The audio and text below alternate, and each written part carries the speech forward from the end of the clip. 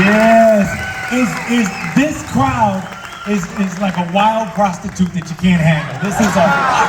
This fucking crowd, I've never seen anything like this. I've never seen. Thank God we have security. You can raise the lights a little so we can see if you have questions and you raise your hand. Have you met my new best friend, Bruce? Hi, Bruce. Oh, Bruce has a question. Go ahead.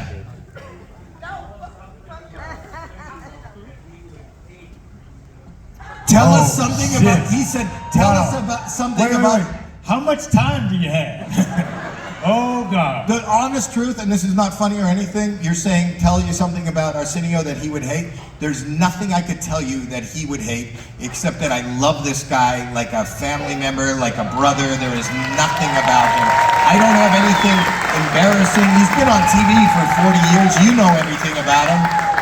Now you'll see the embarrassing. I'll cry. That's what's got. I cry really easy. And that would be. I gotta tell you something. Okay. You know, and I will say this. This guy. Howie just touched me, so that breaks that rule. But I won't shake his hand. But I'll do that. But I will tell you something. He is. And I think this is the mark of a good human being, because I think that we're all here. We all want careers. You want notoriety. You want money. You want whatever you go after. But your legacy in life is your family. And this is probably the best parent, the best father I have ever met in my life. And he sacrifices everything. His son comes first in everything. And if you talk about his son, he will cry. And he has so much pride, and that's not something he brings into his act. So this is the best father you can ever have. And the truth is, during the show when Arsenio Hall is, there is a chance that some of his children could be here tonight. Actually, there are 10 people over here who scream, "Who's your daddy?" I am. But you know, I have a question for you. Okay. When I first saw you at the Comedy Store, you did a thing with a rubber glove. You all remember the rubber glove? I always wondered, how does a guy decide to take a fucking rubber glove and put on his head at the comedy club? I've never made that decision. In April 19th, 1977, I'm from Toronto, Canada. I went to a comedy club as like you're here. I was just in the audience. I didn't pursue it. I was in another business. I was in retail. I was engaged to be married. I didn't, to the girl that still called me, who's probably pissed off, and I'm in trouble. But I went there, and they said, the host was Mark Breslin. He said, does anybody want to get up on stage? It's amateur night at midnight. You can get up and do 5 minutes. They called it potluck back then. They did, potluck. Yes. Yes, without the pot. Yeah. Or the luck. Yeah. And does anybody want to get up on stage and try to do this? And somebody at my table went, you should go. And I never say no. And I went, okay. And I thought the funny thing was to go on, somebody would say, ladies and gentlemen, Howie Mandel. And I have nothing. There's no reason for me to be there. And that might be funny and just embarrassing and awkward. So I went up on stage, went, ladies and gentlemen, Howie Mandel. And I walked up, and then I looked like I'm looking now, and people were waiting for something, and I had nothing.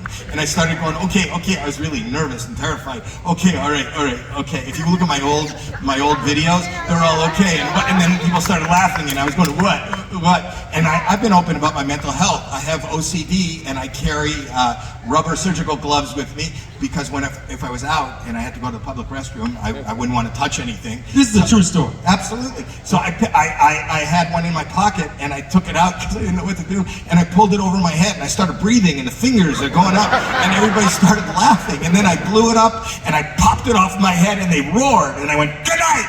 And then I walked off the stage, and the guy said, you got to come back tomorrow and do it. And I said, do what? He goes, do what you did. And then I just did clothes with the glove blowing up on my head. It bought me my first fucking house.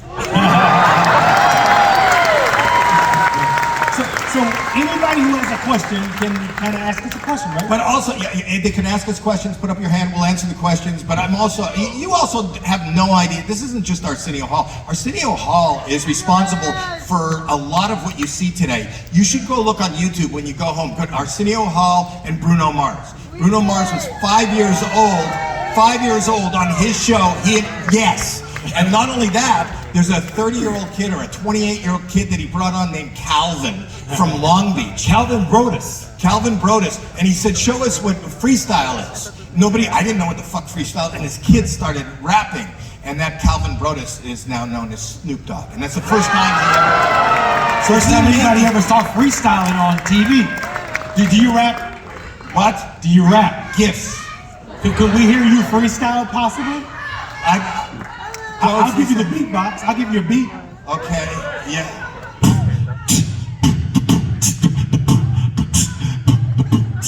I'm here. My friend Arsenio spent the last hour doing a show.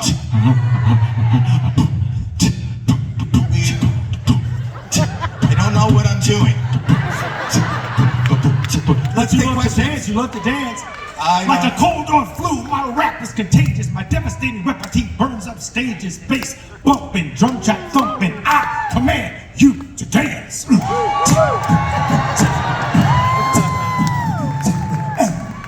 don't know if I was dancing, but anyway. That's dancing. You know, it's weird when you open it up to the audience and they go, meh.